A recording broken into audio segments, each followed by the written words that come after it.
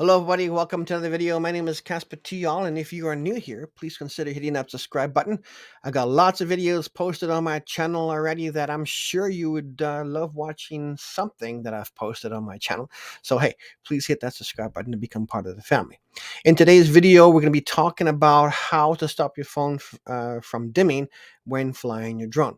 Now, for a lot of you who don't know, us drone pilots, when we're flying our drone and using our cell phone as a screen to view the live feed from the drone, the phone tends to overheat and then it puts it into like a dimming screen mode to kind of like save some power and to help the phone kind of cool down. Some of us have used sun visors for the phone. That doesn't work. We've used ice packs. That kind of works, but it doesn't fix the problem. And some of us have tried flying the drone in the shade and it still dims.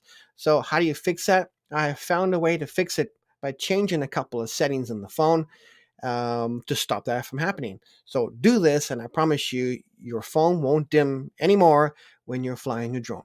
So, how do you do it? This is how you do it. Unlock your phone.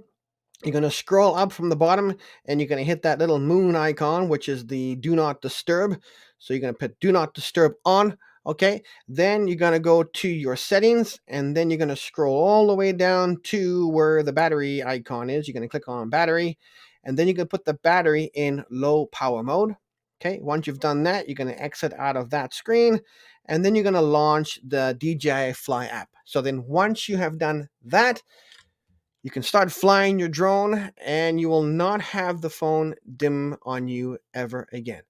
Remember though, once you've done flying your drone, you're going to have to put do not disturb back on and you're going to have to put the battery back into normal power. So once you've done all that, your phone will be back to normal. And but yeah, it's a little bit of a pain to have to do that every time when you fly, but it's going to save you from having that issue with the phone dimming on you.